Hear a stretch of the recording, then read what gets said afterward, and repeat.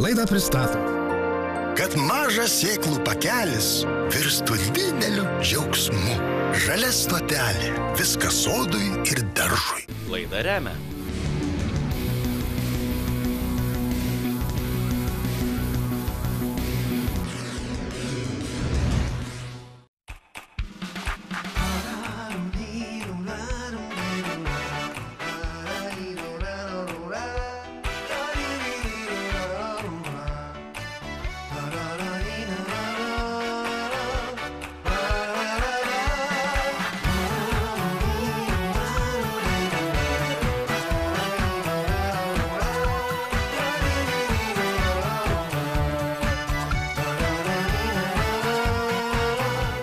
Dalykinių kompozicijų kūrimas su aktorė Aušra Štukyte. Fantastika, kaip gražu. Aš jaučiuosi kaip kokia Alisa stebuklų šaly.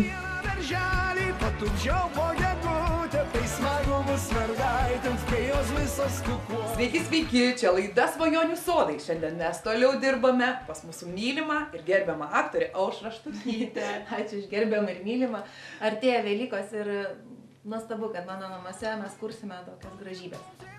Taigi, likite su laida Svajonių sodai ir kurkite kartu su mumis.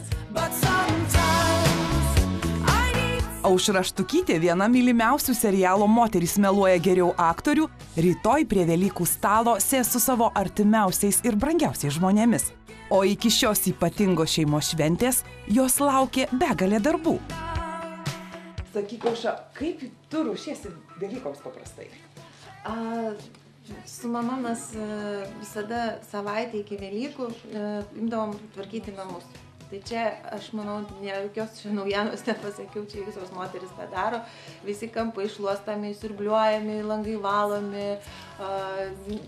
Viskas, kas per metus nusistovėjo, netgi per Kalėdas, taip neišvaloma kaip prieš Velykas. Tai čia toks savaitė ruošimas yra, namų tvarkymo ir taip toliau. Po to išvakarėse mes su mama ir aš pati, jeigu jau praeitais metais teko savarankiškai ruošti Velykinį stalą, tai natūralu, kad yra kiaušinių dažymo ceremonija ir tai yra taip malonu iš tiesų. Na, aš asmeniškai nemoku su vašku daryti. O kaip jūs dažot kiaušinius? Aš labai mėgstu svogūnų laiškus ir daug spalvų. Ir tada... Lukštus gal, ar laiškus? Lukštus. Svogūnų lukštus ir daug spalvų. Ir, tarkim, jau pražydė visokie gėlytės, lapeliai ir būtent tie kiaušiniai, kurie nežinia kaip gausis, pats didžiausias malonumas nuo vaikystės, išvynioti jau ir žiūrėti, kas ten plaunant, kas čia išėjo per stebuklas. Ir iš tiesų, tas kiekvienas kiaušinėlis atrodo, o čia žiūrėk, čia matosi veidas, o čia žiūrėk kaip debesis, čia drambliukas išėjo.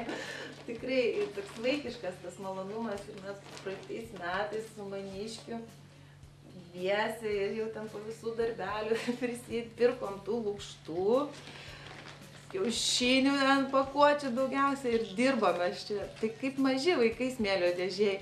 Mano žiūrėk, koks išėjo kiaušinis, o mano va toks. Fotografavom visus socialinius tinklus, ten dedam. Tikrai yra labai malonu, toks vaikiškas užsiėmimas. Aktorė Aušra Štukytė sako, jog pastaraisiais metais stengiasi puoselėti šeimos tradicijas. Viena iš jų – prieš vieną gražiausių pavasario švenčių pasnikauti, valytis organizmą. Niekada to nedariau, bet jau po truputėlį stengiasi iš tiesų laikytis tų senųjų tradicijų ir pradėti valyti organizmą, tarkim, badavimas. Aš galvoju, kažkas daug vaikystės, mama neleidžia, močiutė negalima, ten tos mėsos penktadieniais valgyti, ten tų pasniko laikytis. Bet kuo toliau, to dažniau suprantu, pagalvoju, kad ne veltui tai buvo padaryta to mūsų senolių tokia patirtėlė, dėl to, kad matyt reikia ruoštis tam naujam sezonui ir vėlgi valyti namus ir valyti savo kūną. Per užgavėnes prisivalgote mėsos, o paskui nebevalgote iki Velykų? Ne, aš penktadienį stengiuosi daryti žuvies dieną arba tiesiog daržovių dieną. O kaip puošiat savo Velykų stalą? Vėlgi, labai visada puošia būtent visa žaluma. Aš praeitais metais lygiai taip pat kaip čia prisidaiginau šitų daigintų kviečių ir tiesiog nieko ypatingai, pas mane dažniausiai minimalistiškai yra. Tai buvo spalvoti tie mano kiaušinukai, aš juos ten įkomponavau į tos daigintus kviečius. Ir va tokia ta mano tas velykinis stalas. O šiaip tai kas labiausiai puošim, tai kepta višta. Kepta višta. Įdarytas karpis. Manau, kad šiais metais, kai atvažiavo Danguolė ir Henrikas pas jūs, jūsų stalą puošinė kepta višta. Mūsų laidos konsultantai, floristai sutuoktiniai Danguolė ir Henrikas Tautkai iš Floros simfonijos. Mums šiandien patars, kaip sukurti žaismingas kompozicijas iš šiuo metu žydinčių hiacintų, narcizų, azalijų ir prieskoninių augalų.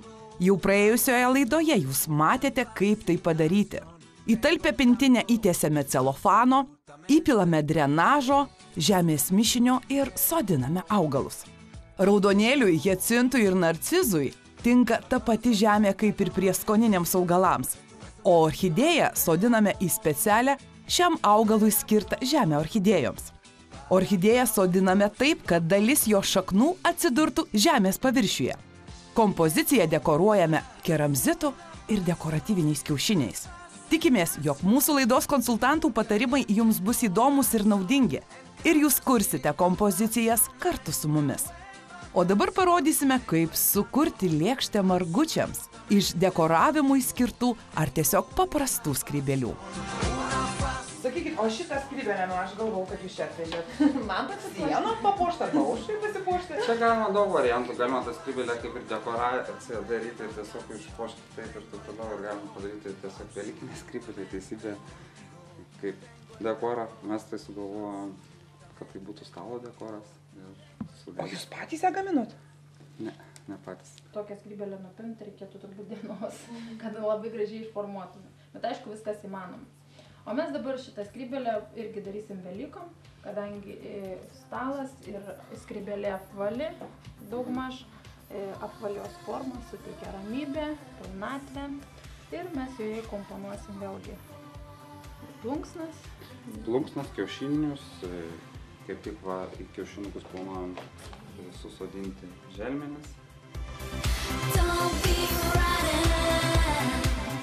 Pintos skrybėlės papuošimui naudosime geltonai dažytas vištų plunksnas, kurios skirtos floristikai. O dabar Danguolė Tautkuvienė mums patars, kaip natūraliomis priemonėmis nusidažyti kiaušinius.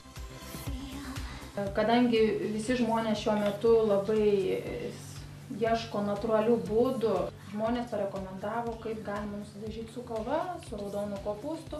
Ir pernai taip dažiau ir tikrai pavyko ir galima tada tuos kiaušinius labai gerai ir valgyti, ir vaikam duoti, nebijoti jokių chemijų. Tai kaip tai galima nudažyti su kava? Tiesiog verdat kavoje kiaušinius? Taip, paėmė... Su svogūnų lukštais ar ne? Ne, paėmiausi plikai kavos, bet jau padarai ten 3-4 dozę, kad nedidelį stiklainėlį, kad kuo jinai būtų stipresnė. Ir ją užplikus, palaikius, reikia įpilti truputėlį vis tiek acto. Actas, kuris, jisai neleidžia, spalva atsiranda ir neleidžia ją išnykti.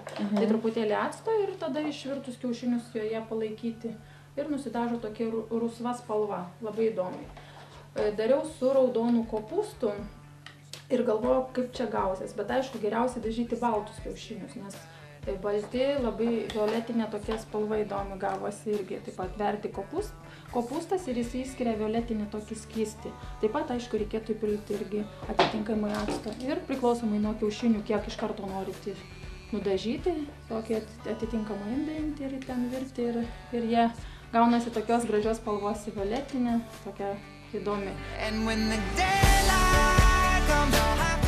Plunksnos klijuojamos viena kryptimi su klijais.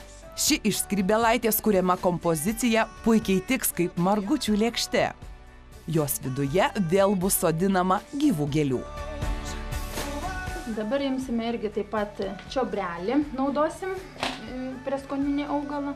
Čia jisai mūsų gražuolis. Čiobrelį. Ir naudosim, kadangi vis tiek žydinti augalai, vis tiek mes narcizus naudosim. kad būtų gyvasties, grožio. Sodiname įprastu būdu. Į ištiestą polietileno ar celofanų indą pilame drenažo, žemės mišinio ir sodiname hiacintus, čiobrelius, augančius vazone. Čiobrelių, kaip žinom, turim labai daug. Čiobrelį iš viso po daugiau mindai, tai jis dar geriau auga. Jo, ir šliaužintis. Šliaužintis. Augalas yra citrininis, tai labai tinkantis prie žuvies patiekalų. O čia, kai peršalsit, galite, aišku, džiovinti ir čiobrelių arbatą. Dabar dar naudosimės truputėlį Žalią kempinę. žalią kempinę. Kaip tik turit padrėkinę kempinę, Jo, ne? šlapia. Visą šlapia. Ja reikės ir laikas nuo laiko palaistyti. Tiesiog sudėsim sprokstančias šakutes. Iki Velykų dar yra Taip, laiko. bet reikės jas irgi laistyti su visais augalais kartu. Ir beržo šakelės matau, ir sedalo šakelės. Visos, kurios tiesiog leidžia. Galima katinėlių tų lietuviškų, kačiukų. Į vadinamąją sudrėkintą oazę prismaigstome įvairių pradėjusių sprogti šakelių. Oazę galime padengti dekoravimo medžiagomis. Aš dabar tiesiog galvoju, net jeigu mes ir neturime tokios skrybėlaitės. Skrybėlę kokį indą galima. Čia nebūtinai, čia mūsų tik idėja, kaip skrybėlė buvo. Bet tai čia... Pavyzdžiui, turiu vieną skrybėlę, kurios nenešioju. Galima, manau, paimti, ištiesti celofano. Aš jau dabar... Tai tuomet įdėti drenažo ir tada dėti žemes ir jau ten pagal fantaziją auginti gėlytes. Tai va, iš tikrųjų jūs galite pasidaryti ir pavasarinės kompozicijas, ir rudeninės, ir žinoma vasaros, kai yra begalinis gėlių pasirinkimas. Būtent. Manom, kad šią skrybėlę galėsite pritaikyti, jeigu jos tikrai nenešiosite. Reikės į svečius einant, kam nors padovanoti. Žydinčia, vadinsis žydinti skrybėlė. Tai nuostabu.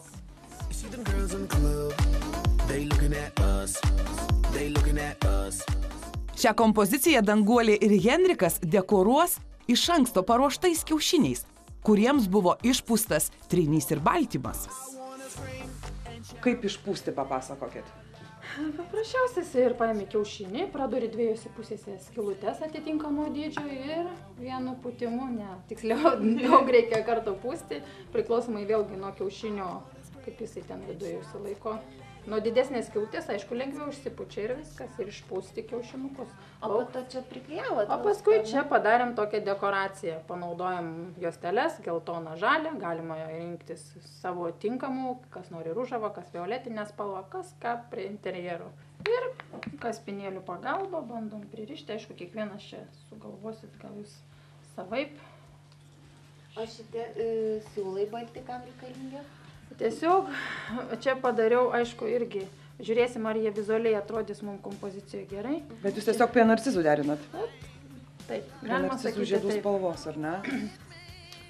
Truputėlį, kad jie duotų žaismą ir kad būtų žaismingi mūsų tie kiaušinukai. Tai va, čia paliksime margintų kiaušinių. Galės kokiu tik nori pridėti. Mes tai turime tokių dabar. Čia.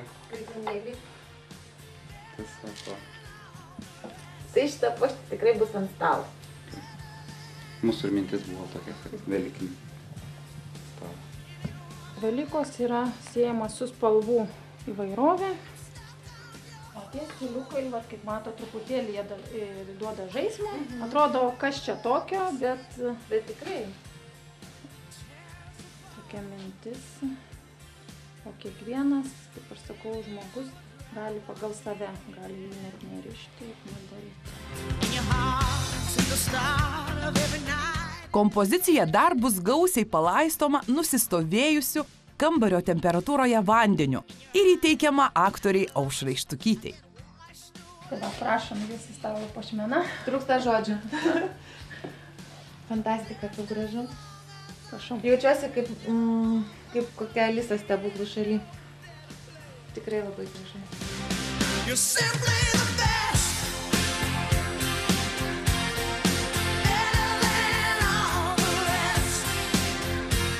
Floros simfonijos floristai Danguolė ir Henrikas Tautkai sukurs dar vieną kompoziciją su tais pačiais žydinčiais ir prieskoniniais augalais. Rinkitės, kuri jums patiks labiausiai ir toliau kurkite su mūsų laida. O dabar, Danguolė, pristatykite dar vieną kompoziciją. Ką dar galima sugalvoti? Tiek gražių prikūrėme, ką dar galima sugalvoti? Taip, galima imti įvairių formų krepšelių ir vat, mes imam pailgą krepšelį, tai tiks ant bet kurios palangės ir miegamajam pasistatyti, tai kad puoštų kambarį, galima ant spintelės, bet kur bus pavasaris jūsų namuose. Turime rozmariną, raudonėlį, hiacintus ir narcizus. Mes pasižiūrėsim, kaip mums susikomponuos. Turėsi konkurenciją savo. Būsiu ne vienintelė žydinti gėlė.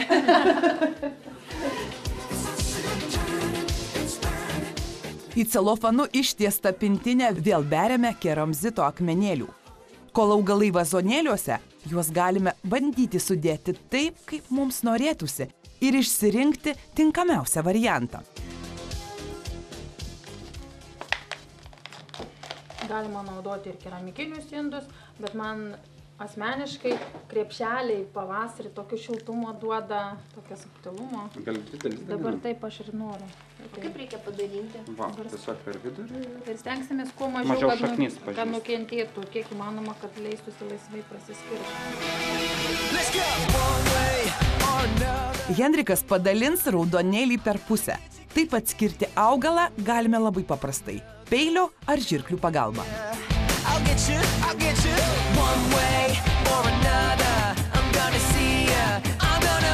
Dabar taip pat panaudosime trąšas, kad ilgiau žydėtų pas jumis gėlės.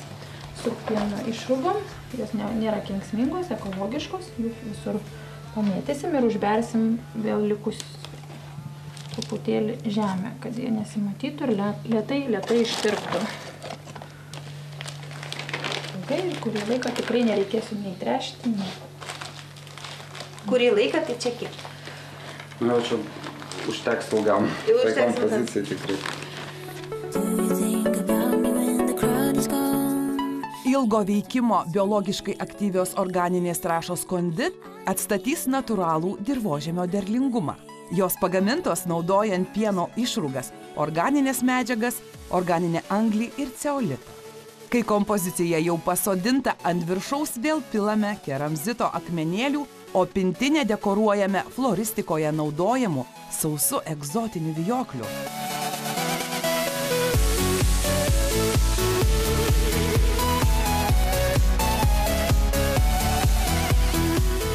Prie egzotinio vijoklio bus priklijuoti dekoratyviniai kiaušiniai, kurie papuoš velykinę kompoziciją ir sukurs išskirtinį vaizdą.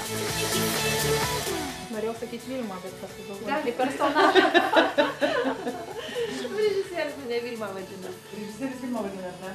Sakykit, ar neturit dabar problemų dėl dėmesio po serialų Moterys meluoja geriau? Na, kokios ten Ar užuojauta kažkokie, sako, va, kaip ten jums su tuo Kostė nesiseka? Tikrai taip žmonės labai serga už šitą porą, už Vilmą ir Kostę. Ir dažnai sulaukia būtent toks jausmas, kad turiu perduoti linkėjimus Vilmai ir Kostei, nes tikrai žmonės taip tiki tų dviejų žmonių laimę. Gražu iš tikrųjų. Tai labai graži istorija. Ir ta meilė tokia yra graži, nuoširdi. Ir ta poezija tokia nuostabi. Poezija tikrai ta garažinė. Ir iš tikrųjų ta daina skirta Vilmai tapo topu Lietuvoje. Vilma laiminga moteris, turiu pasakyti. Taip, ir dabar matau, kad kaspinėlių jūs tiesiog sudėjote dviguba, kadangi žalumos jo labai daug, mažas kaspinėlis būt prapultų, jisai čia tiesiog būtų. Pagal proporcijas mažas vaiktelis. Dar žiūrėsim, ar dar ne per mažas, gal dar reikėtų jį sustiprinti. Tiesiog, kad būtų įspūdinga, na? Taip. Ir va, kai susiruošit, pasidarysit pintinėlę, prisidėsit kiaušinį, eisit į svečią.